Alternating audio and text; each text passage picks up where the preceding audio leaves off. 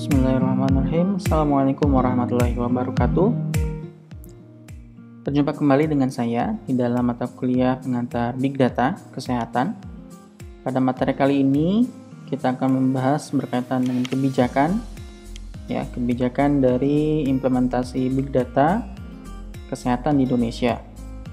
Ya, perlu teman-teman ketahui bahwa sebenarnya pemerintah Indonesia memiliki teknologi di dalam pengimplementasian Big Data ini. Akan tetapi, khususnya untuk sektor kesehatan bisa dibilang belum dilaksanakan atau belum secara maksimal optimal di dalam implementasinya. Yuk kita cari tahu kebijakan dari implementasi Big Data ini di sektor kesehatan khususnya.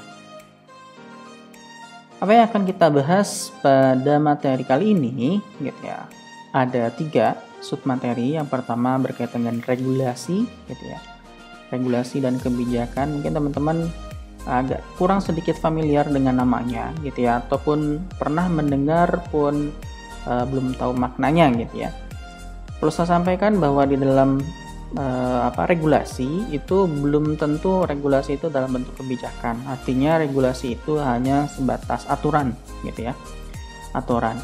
Bisa aturan dalam bentuk undang-undang atau peraturan pemerintah, peraturan presiden, atau bisa juga dalam peraturan menteri. Itu adalah bentuk dari regulasi Kemudian sedangkan kebijakan biasanya adalah turunan dari regulasi tersebut. Turunan dari regulasi tersebut. Oleh karena itu nanti kita akan bahas emang ada kebijakan satu data kesehatan. Ada tapi regulasinya dari mana? Nanti kita akan bahas Jadi ada regulasi baru kemudian kebijakannya. Biasanya kebijakan itu tidak akan muncul tanpa ada sebuah regulasi yang jelas. Kalau ada kebijakan tanpa ada regulasi itu bahaya bahaya dalam sisi apa? Dalam sisi akuntabilitas dalam sisi akuntabilitas kinerja biasanya dari kementerian terkait. Nah, kemudian masuk materi yang kedua adalah kita akan melihat bagaimana implementasi Big Data kesehatan khususnya yang skalanya nasional. Nanti sebenarnya ada 2 Big Data kesehatan itu yang berkaitan dengan implementasi ini. Yang pertama adalah satu data kesehatan Indonesia, yang kedua adalah Big Datanya BPJS. Tapi kita akan fokusnya tidak ke BPJS kita akan lebih fokus pada Big Data kesehatannya secara nasional, lingkupnya secara nasional. Kemudian yang ketiga adalah materi berkaitan dengan MONEF monitoring dan evaluasi dari implementasi Big Data kesehatan yang ada di Indonesia. Oke, baik, kita langsung pada poin yang pertama adalah regulasi dan kebijakan. Seperti yang saya sampaikan sebelumnya bahwa regulasi ini adalah landasan. Landasannya supaya kebijakan itu bisa diimplementasikan. Jadi kalau misalkan tidak ada regulasi program atau kebijakan itu agak susah untuk diimplementasikan. Oleh karena itu, karena kita sistemnya menganut banyak peraturan jadi akhirnya setiap ada program kebijakan itu pasti ada regulasi. Akhirnya banyak sekali regulasi dan mungkin kita nggak hafal semuanya karena saking banyaknya regulasi. Nah, regulasinya apa saja teman-teman? Setidaknya ada 3 di dalam kebijakan satu data, khususnya satu data kesehatan di Indonesia.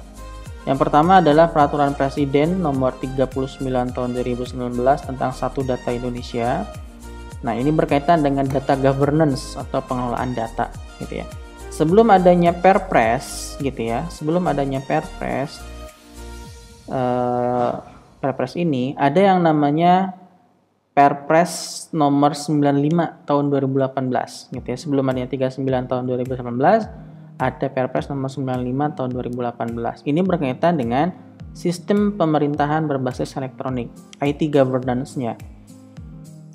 Jadi teman-teman pemerintah pada saat itu gitu ya, pada tahun 2017 2016 gitu ya, 2016 2017 itu sudah menyusun, sudah memulai gitu ya roadmap, menjadi peta jalan. Ini kita 5 tahun ke depan akan seperti apa, 10 tahun ke depan akan seperti apa gitu ya.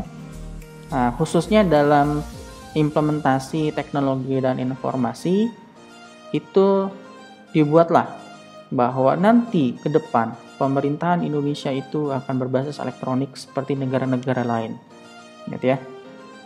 Negara Korea, negara Jepang gitu ya sudah mulai dulu gitu ya, bahkan negara-negara sebagian besar Eropa juga sama demikian gitu ya, sudah berbasis elektronik. Nah, oleh karena itu bisa kita lihat gitu ya, kita rasakan sekarang bahwa pemerintahan itu semuanya ujung-ujungnya elektronik gitu ya. Bikin paspor, ada paspor online gitu ya. Kemudian pelaporan pajaknya secara online gitu ya. Kemudian KTP, ada KTP berbasis elektronik gitu ya, dan sebagainya gitu. Nah, oleh karena itu dilandasi dari tadi ya sistem pembayaran berbasis elektronik, dan ini kita nggak bisa gitu ya, masing-masing lembaga pemerintah gitu ya, kementerian dan sebagainya itu punya sistem masing-masing. Kemendagri punya sistemnya untuk eKTP gitu ya. Kemudian kesehatan nanti punya lagi sistem. Dari sistem itu banyak sistem. Nanti kita akan lihat ya. Ada banyak ada sistemnya apa saja gitu ya. Sistemnya ada apa saja. Nah, dilandasi dengan sistem pembayaran berbasis elektronik, maka muncul gitu ya, inisiatif untuk membuat yang namanya Satu Data Indonesia.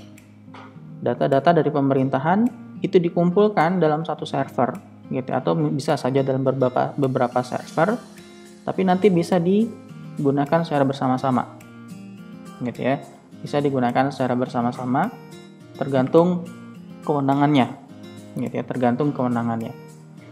Ada yang misalkan perbankan gitu ya, perbankan ingin melihat gitu ya NPWP, maka bisa nanti ke ngelink gitu ya, minta API namanya application protocol interface gitu ya. Jadi datanya akan ditarik nanti gitu ya dari perbankan ke Kementerian Perpajakan gitu ya, keuangan. Nah, dari situ bisa kita lihat ada sebuah interoperabilitas gitu ya. Jadi data di berbagai server atau di satu server gitu ya, datanya banyak, mulai dari data kependudukan, data pajak dan sebagainya, itu bisa dimanfaatkan oleh berbagai kementerian dan lembaga gitu ya, tergantung otorisasinya mau ngambil apanya nih gitu ya datanya. Oh, perbankan mau ngelihat apakah pajaknya dia taat pajak nggak seorang nasabah ini, nanti datanya bisa ngambil ke Kementerian Keuangan gitu ya, khusus untuk Direktorat Pajak. Kemudian nanti misalkan perbankan pengen memvalidasi gitu ya identitas seseorang, oh nanti bisa ngelink ke datanya yang dimiliki oleh Kemendagri gitu. Nah, itu adalah salah satu bukan teknik tapi metode di dalam implementasi Satu Data Indonesia. Nah,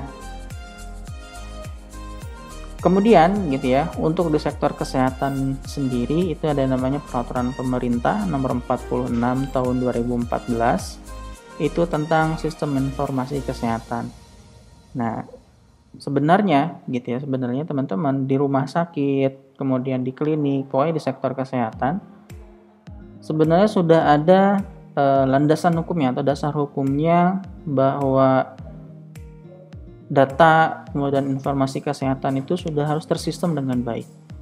Akan tetapi mungkin teman-teman juga bisa melihat pada praktiknya data dan informasi itu masih manual kebanyakan. Kenapa? Karena hambatannya adalah dalam sisi infrastruktur, dari sisi SDM gitu ya, dari sisi uang juga mungkin gitu ya, Karena kalau mau beli infrastruktur harus ada uang gitu ya, nggak mungkin kita pakainya daun, kan nggak mungkin. Itu hanya ada di film-film Susana gitu ya, daun jadi uang gitu ya.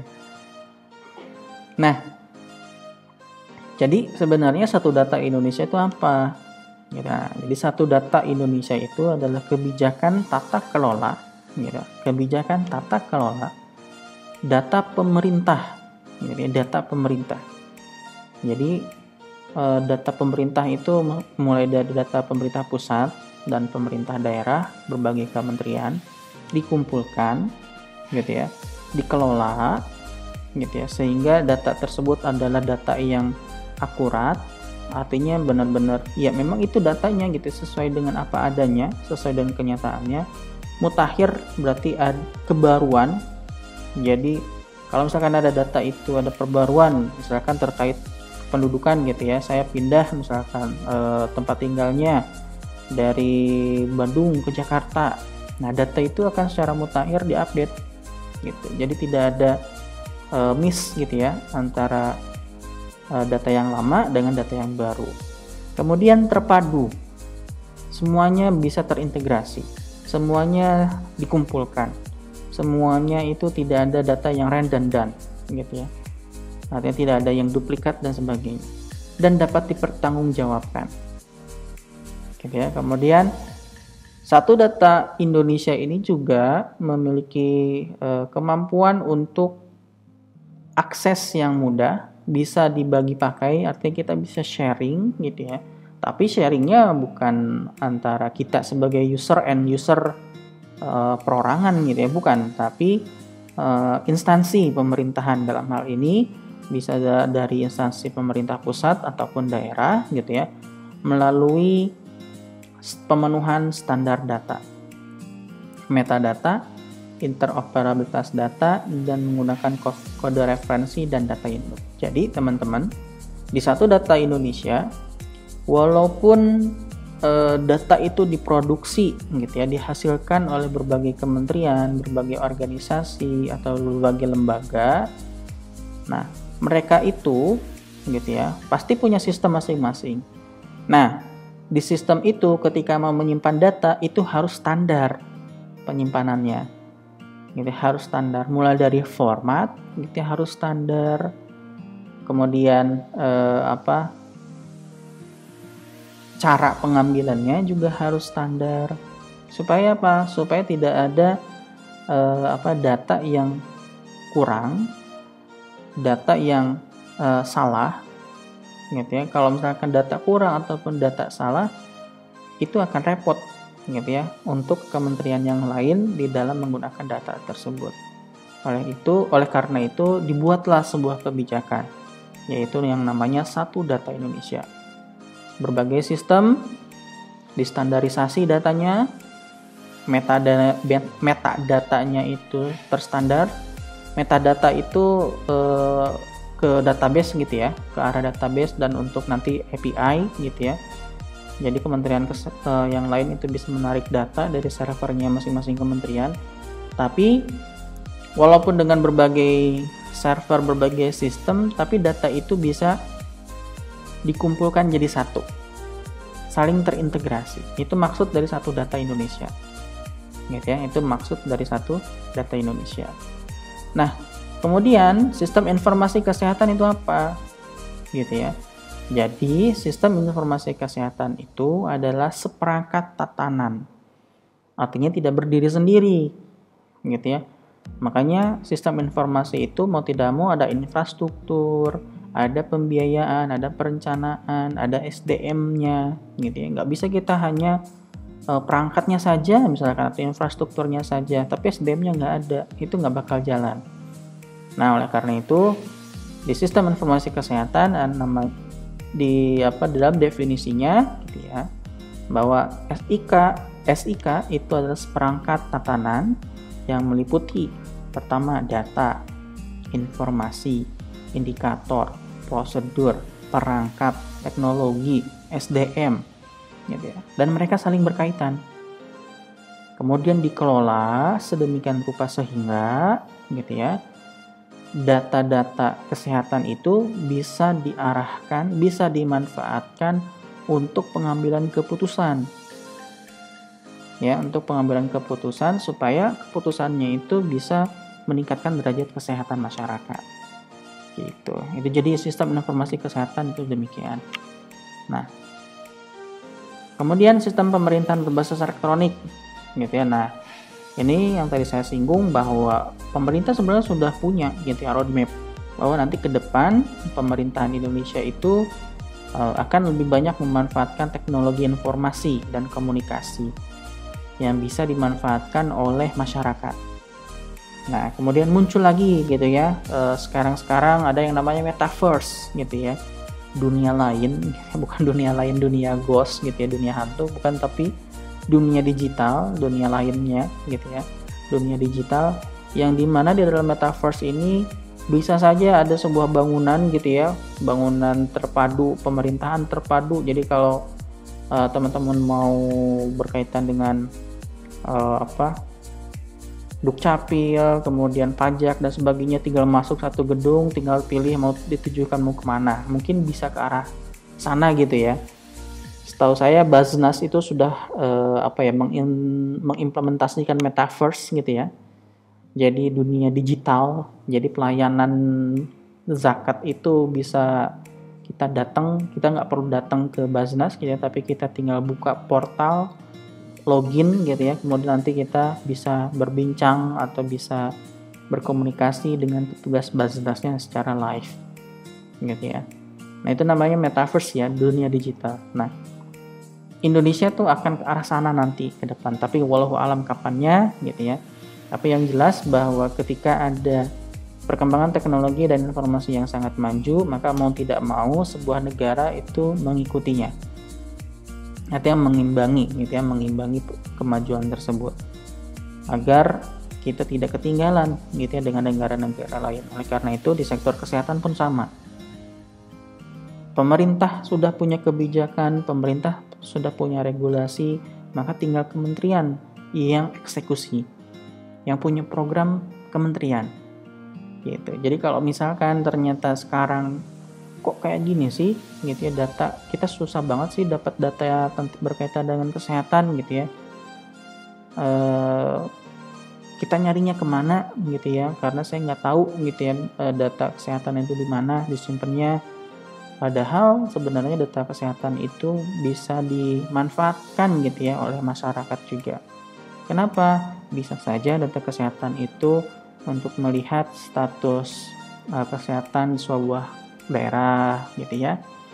Bisa proyeksi gitu ya. Ini untuk dagang misalkan gitu ya. Kalau ternyata si penjualnya itu visioner gitu ya, maka kalau mau dagang kan biasanya riset pasar gitu ya. Nah, kira-kira penyakit apa nih yang paling banyak sebuah di suatu daerah gitu ya masyarakatnya. Nah, mungkin nanti ketika udah dapat penyakitnya apa, nanti jualannya tentang ini, obatnya ini gitu ya. Bisa aja ke arah sana gitu ya.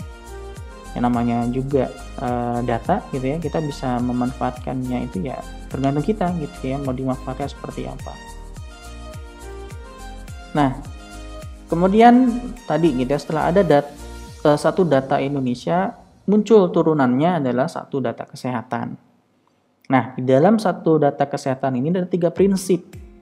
Ya, ada 3 prinsip yang harus dilaksanakan oleh kementerian dan lembaga, dalam hal ini Kementerian Kesehatan dan lembaga yang akan memakai data tersebut. Yang pertama, interoperabilitas gitu ya. Jadi di dalam satu data kesehatan, data itu bisa di-sharing, bisa dibagi gitu ya. Data tersebut bisa di-sharing, bisa dibagi pada sebuah sistem gitu ya. Dan data itu bisa dimonitoring dan dievaluasi, benar nggak nih datanya gitu ya.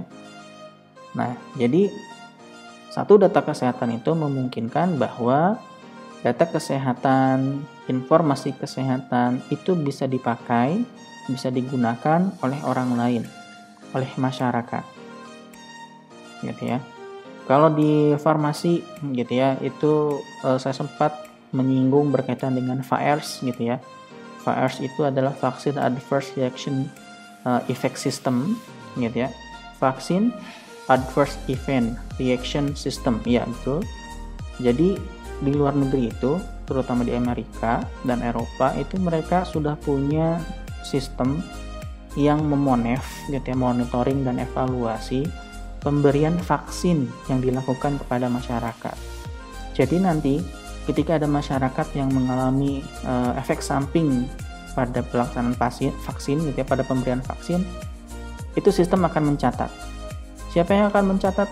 Ya klinik gitu ya, ya puskesmasnya gitu ya, rumah sakitnya. Misalkan gitu ya, ada vaksinnya AstraZeneca gitu ya, disuntikan kepada seseorang, kemudian seseorang tersebut mengalami efek samping atau KIPI lah gitu ya, atau KIPI. Nah, maka fasilitas pelayanan kesehatan yang memvaksin tersebut harus melaporkan, dan itu dikumpulkan datanya. Dan itu bukan hanya vaksin yang COVID ya, tapi vaksin-vaksin lain sama ada gitu datanya.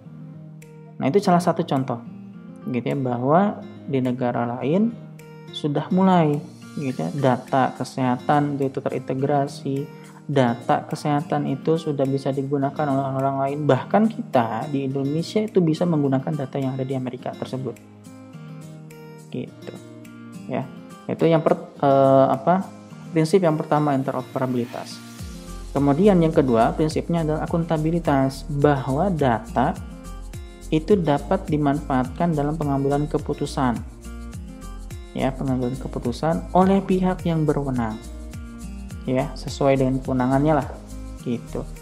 Jadi data itu tidak hanya ketika dikumpulkan tidak hanya ditampilkan aja data kemudian informasinya, enggak gitu ya, tapi data itu harapannya bisa digunakan untuk pengambilan keputusan.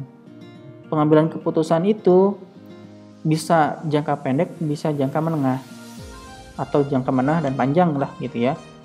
Kalau menengah itu sifatnya adalah preskriptif gitu ya, atau proyektif gitu ya. Kemudian jangka panjangnya juga sama untuk peramalan ke depan gitu ya, peramalan ke depan. Ini 10 tahun yang akan datang kesehatan Indonesia itu akan seperti apa gitu ya.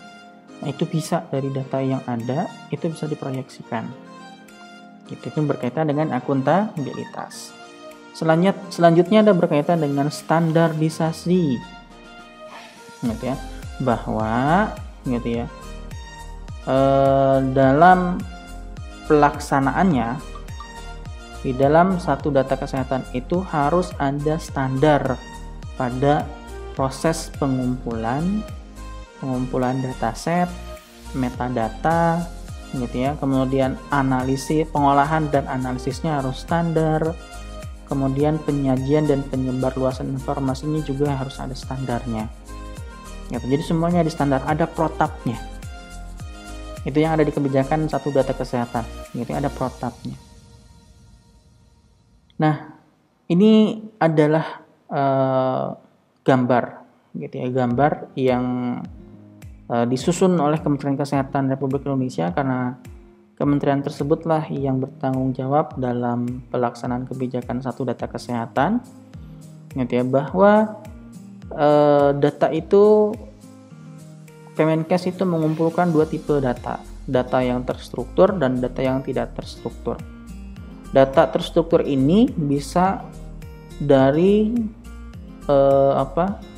dua kategori. Dari data yang dikumpulkan oleh internal, artinya oleh Kementerian Kesehatan itu sendiri, turunannya sampai ke puskesmas gitu ya. Puskesmas juga kan milik Kementerian Kesehatan gitu ya. Maka datanya adalah data terstruktur dari internal. Nah, bisa data yang terstruktur tapi dari pihak eksternal, seperti gitu ya, data Kementerian Dalam Negeri yang berkaitan dengan vaksin misalkan gitu ya, Peduli Lindungi gitu ya, atau dan sebagainya gitu ya. Nah, itu dari pihak eksternal. Nah, kemudian ada data yang tidak terstruktur, bisa berasal dari web gitu ya, media ataupun sosial media yang lain, Twitter, Instagram gitu ya. Kemudian apalagi Facebook tapi Facebook udah jarang gitu ya. Sebagian banyak orang tuh menggunakan Instagram dan Twitter. Nah, kemudian di data struktur yang berasal dari internal itu ada data rutin dan data yang tidak rutin. Jadi banyak gitu ya, ada banyak sumber data. Nah, jadi data yang dari berbagai sumber itu nanti akan dikumpulkan, ya, akan dikumpulkan dalam satu server atau beberapa server yang sifatnya bisa saling interoperabilitas gitu ya servernya. Jadi kalau misalnya server A mati, server B masih hidup, datanya ada di server B, C, D dan sebagainya gitu. Nah itu teknologi cloud ya, sekarang komputasi awan sudah mulai seperti itu. Nah, jadi data dari semua lembaga, baik internal maupun eksternal, baik data terstruktur maupun tidak terstruktur, mau data rutin atau tidak rutin, itu akan dikumpulkan sehingga muncul yang namanya data lake gitu ya. Jadi danau data, gitu ya, danau data. Bukan berarti datanya ada di danau gitu ya, bukan. Tapi seolah-olah gitu ya, ada satu tempat, ya, satu tempat, kemudian danau itu gitu ya, dan air adalah data-datanya itu. Gitu, itu namanya data lake. Nah, dari data lake ini nanti di dalam membuat sebuah keputusan, pengambilan keputusannya itu ada tahapannya. Gitu ya. Ada tahapannya. Mulai dari data cleaning, kemudian data mining, kemudian sampai nanti modeling atau prediktif. Gitu ya. Nah, jadi nanti tidak semua data yang ada di lake itu kita proses semua, enggak. Gitu ya. Jadi contoh misalkan gini, semua data yang ada, semua data kesehatan misalkan ada di Stikim di UIMA gitu ya. Kemudian saya sebagai seorang peneliti ataupun mahasiswa ingin memanfaatkan data kesehatan yang ada di UIMA. Maka ketika saya merequest gitu ya ke UIMA, contohnya ke BAK gitu ya, atau ke BAU gitu ya, maka saya akan meminta data apa saja yang saya perlukan. Nanti akan diambil, akan di parsing gitu ya, akan dipilih oleh UIMA supaya apa? Supaya datanya itu sesuai dengan apa yang kita inginkan. Kemudian data mentahnya akan dikirimkan sesuai dengan permintaan. Kemudian saya nanti akan membersihkan datanya. Ada data missing enggak? Data yang kosong gitu ya atau tidak? Data yang terstruktur mana? Data yang tidak terstruktur mana? Gitu ya. Nah, setelah sudah dibersihkan datanya, baru saya membuat sebuah algoritma. Apa yang akan saya olah? Data ini bagian data mana yang akan saya olah? Informasi apa yang pengen saya temukan? Gitu. Nah, itu ada salah satu proses gitu ya, salah satu proses dalam big data analitik. Prosesnya seperti itu gitu ya. Secara gambaran kasarnya, bahwa ketika data itu dikumpulkan dalam satu server atau dalam cloud computing gitu ya, maka tidak semua data kita akan olah, tapi disesuaikan dengan permintaan pengguna. Usernya itu pengennya data apa saja. Kemudian data itu akan di clean gitu ya, dibersihkan, dipilah gitu, kemudian dipakai menggunakan algoritma. Pertanyaannya apa gitu ya? Dari data itu informasi apa yang ingin dihasilkan dari data tersebut, baru kemudian kita kerjakan. Sudah dikerjakan, ditampilkan sehingga ada muncul informasi. Jadi gitu teman-teman, proses di dalam analisis big data mendukung satu data kesehatan. Nah, implementasinya bagaimana teman-teman? Ya, nah, tadi kita ngomong kebijakan. Oh, satu data Indonesia udah ada.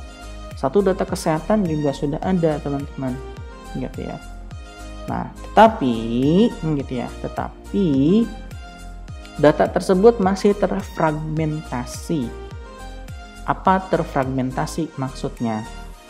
Maksudnya itu adalah terpisah-pisah. Satu aplikasi nyimpen datanya misah. aplikasi lain nyimpen datanya bisa, gitu ya. Banyak aplikasinya ada, gitu ya, berbagai macam. Ada aplikasi keluarga sehat, ada aplikasi Komdat, gitu ya. Komdat ini agregator, jadi semua data itu ada di Komdat.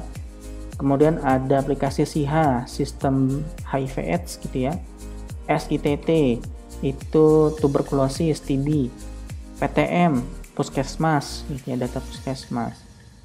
Nah, aplikasinya ada banyak, datanya juga disimpannya banyak, tapi beda-beda. Dan kita kalau mau narik data tersebut susah, gitu. Itu di bagian implementasinya.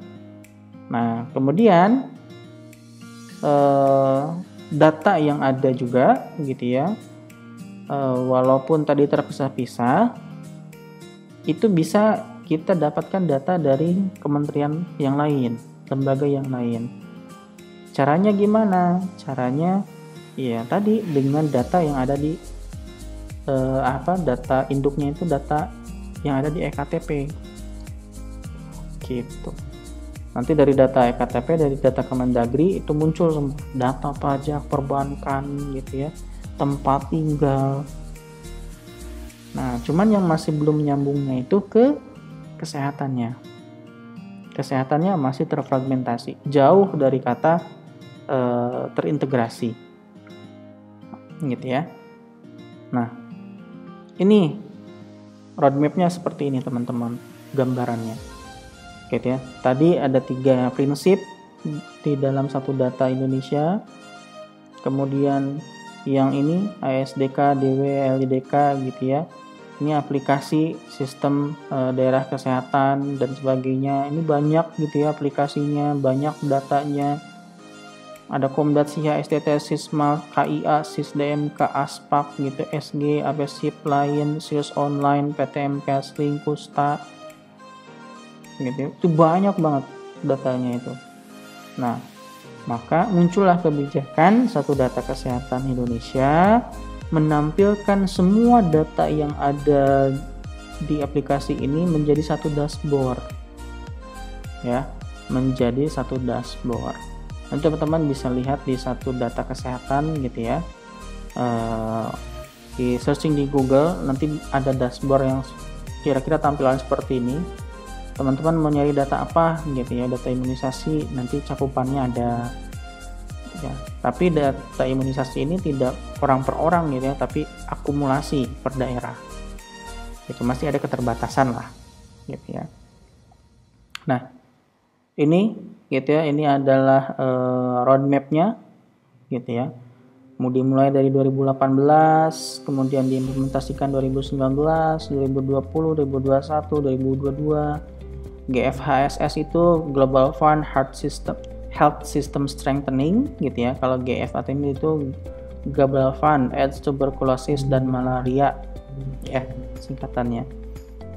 Nah, jadi ini gambaran yang terjadi, gitu. Implementasinya itu satu data kesehatan itu seperti ini di Indonesia, teman-teman, gitu ya. Bisa dibilang big data ada, gitu ya, tapi belum terintegrasi dengan maksimal, gitu. Nah, kemudian salah satu implementasi yang sering dilakukan, gitu ya, itu berkaitan dengan pemanfaatan data keluarga sehat, ya. Kenapa? Karena data KS ini, data keluarga sehat ini data terstruktur. Enak kalau data terstruktur, teman-teman, gitu ya. Umur, tanggal lahir, nama, email, kemudian penyakit, riwayat penyakit, itu merupakan data terstruktur, gitu ya. Kalau data tidak terstruktur, contohnya apa? Data teks, ya, teks dari sosial media itu adalah data tidak terstruktur. Karena apa? Karena panjang, gitu ya, bisa panjang, tapi dalam satu field, gitu ya, dan kita harus pilih-pilih, gitu, dipilah-pilah dulu. Nah, kalau data terstruktur itu gampang, ada nama, nama udah ada, umur, udah ada umurnya, jadi dipisah dalam bentuk raw, gitu ya. Nah, kemudian data KS juga bisa dikombinasikan dengan data yang tidak struktur juga, gitu ya. Itu enaknya. Kemudian data KS atau keluarga sehat ini juga sudah menerapkan yang namanya prinsip Big Data Analytics. Nah, Big Data Analytics yang seperti apa? Yang seperti tadi gitu ya, yang sebelumnya.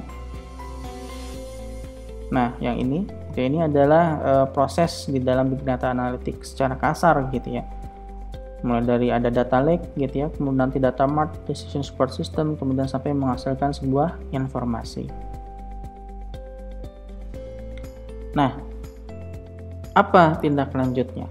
Apa yang dihasilkan sebagai bentuk dari monitoringnya dan evaluasinya? Setidaknya ada 3, teman-teman. Pertama, gitu ya, roadmap yang secara jelas, secara baku, ini data kesehatan itu mau bagaimana? Itu masih dalam bentuk draft, belum dalam tahap final, gitu ya, roadmapnya itu. Nah, kemudian yang kedua, SDM ahli atau yang sudah terlatih lah minimalnya itu terbatas dan bahkan mungkin ya kurang gitu. Bahkan saya dengar gitu ya, SDM ahlinya itu atau terlatihnya ini masih menggunakan konsultan luar negeri, gitu ya, masih menggunakan konsultan dari luar negeri. Kemudian yang ketiga, kemampuan server dari Kementerian Kesehatan juga belum cukup, gitu ya. Servernya itu masih terbatas, teman-teman, gitu ya, masih terbatas. Apalagi kalau menyimpan data masyarakat seluruh Indonesia gitu ya, apalagi sampai ke data rumah sakit dan sebagainya, itu jauh dari kata cukup, gitu ya. Masih sangat tidak cukup, gitu, sangat tidak cukup. Jadi server yang ada itu masih belum bisa mumpuni untuk menyimpan data yang sangat besar atau big data ini, gitu ya, big data kesehatan. Baik, itu saja mungkin materi pada pertemuan kali ini. Semoga cakrawala pengetahuan teman-teman itu bisa terbuka, gitu ya, bahwa Indonesia sudah menerapkan yang namanya big data. Ada kebijakan satu data Indonesia, ada kebijakan satu data kesehatan. Implementasinya sudah dimulai, tetapi ada hambatan, gitu ya, bahwa data itu masih terfragmentasi, kemudian belum banyak SDM yang terlatih atau ahli, gitu ya, kemudian infrastruktur juga belum memadai, gitu ya, dan roadmapnya juga ke depan akan menjadi seperti apa juga belum jelas, gitu ya. Mudah-mudahan dengan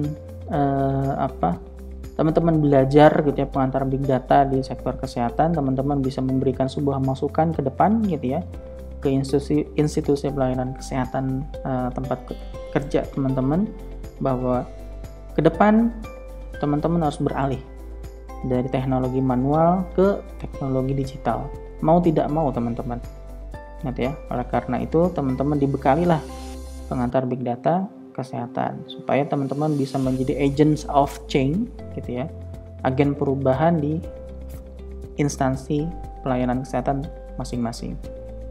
Demikian, semoga bermanfaat. Assalamualaikum warahmatullahi wabarakatuh.